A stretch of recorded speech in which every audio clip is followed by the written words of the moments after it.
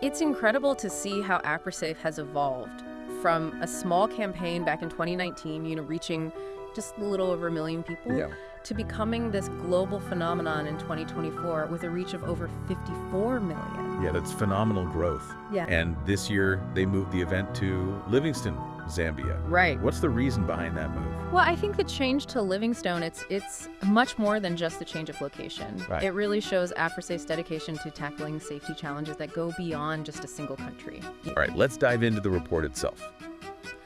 One of the first things that really stood out to me was the AfriSAFE Free Empowerment event held in Lusaka.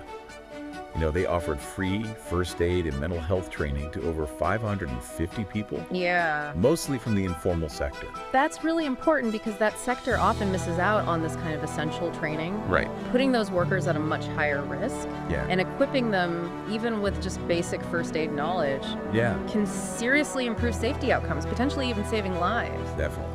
The report quotes AfriSAFE's CEO, Fema da Silva, saying that many preventable deaths occur due to a lack of immediate response in emergency. It's a powerful statement. Yeah, it makes you realize just how important those first response skills really are. Absolutely. Even simple interventions, like knowing how to stop bleeding or performing CPR, can be the difference in those critical moments. Yeah. And this initiative even got praise from Zambia's Ministry of Labor and Social Security.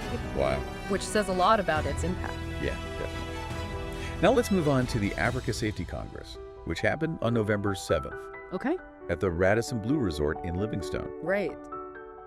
It sounds like it was a really dynamic event, bringing together, safety pros and key stakeholders. Oh, it was.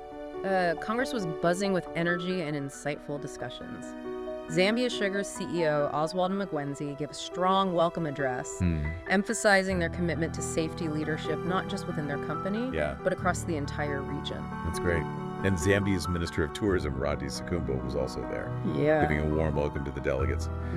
But what really caught my attention was that cinematic story they presented. Oh, yeah. Called Invisible Scars. Invisible Scars was a powerful reminder that the impact of workplace accidents goes far beyond the physical injuries. Right. It explored the long-term consequences that are often overlooked.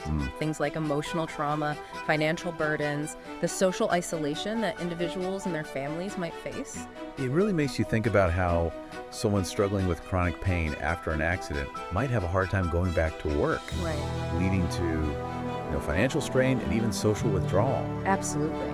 It's a reminder that safety needs to consider those long-term effects as well. Exactly. And to really highlight how important safety is, they had Professor Gloria J. Brown-Marshall deliver the keynote address. Professor Brown-Marshall, she's a renowned figure, American author, professor, and civil rights attorney. Right. Her focus on occupational safety as a fundamental human right really resonated. Her perspective shifts the whole conversation about safety. It's not just about rules or minimizing risks. Right. It's about acknowledging that everyone deserves to work in a place where their well-being is protected, where safety isn't a privilege, but a right.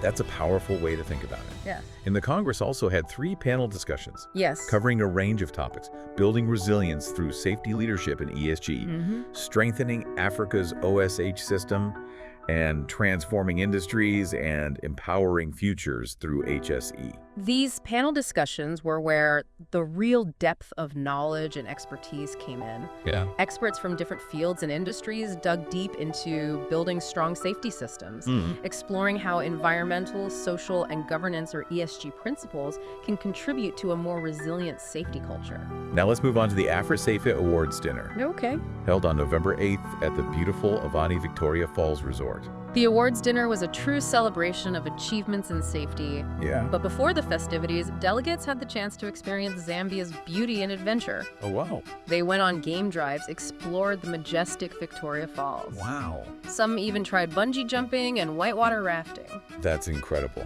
Yeah. What a way to start the event. I can only imagine the energy and excitement in the room. It was electric. The red carpet itself was a beautiful display of African culture. Yeah. So who was the special guest at the awards dinner?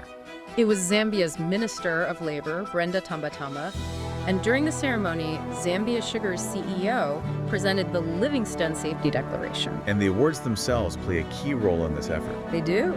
By recognizing individuals and organizations that have made exceptional contributions to safety, they set a standard for others to aim for. Yes. They showcase the impact of dedication and innovation in making a real difference. So it sounds like a night full of inspiration and celebration. Did the report mention anything about the atmosphere? Oh, it was electric. Yeah. The energy was palpable throughout the night, and the celebrations continued with live performances, a lively dance party, and even an optional AfriSAFE after party. Sounds like a fantastic way to end such an impactful event. They had a total hybrid audience of over 21,000 participants. Wow. With nearly 50,000 joining online from various platforms. That's amazing. Physically, they had over 880 attendees, including 105 VVIP guests. It's incredible. Their media campaign, which launched back in December 2023, generated a massive total media reach of over 53 million. Wow.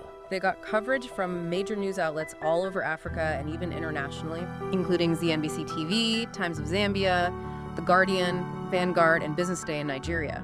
That's huge. Yeah. And it's not just traditional media. They've also used social media platforms like LinkedIn, Facebook, Instagram, and Twitter. Right. Reaching over 1.4 million people. Yeah, they're using every channel to spread their message and inspire action. Definitely. And they acknowledge the collective effort that goes into making AfriSAFE happen. Yeah. They express sincere gratitude to their sponsors, partners, participants, Right. everyone who helped make the event a success. That sense of shared responsibility is really important. Yeah, It underlines the idea that making Africa safer requires everyone to work together. exactly. And they finished on a hopeful note, looking ahead to AfriSAFE 2025 and its potential to keep transforming lives and industries across the continent. That's great. They even encouraged people to go to the AfriSAFE website to see images and videos from the event, to get a real feel for the energy and enthusiasm. I like that.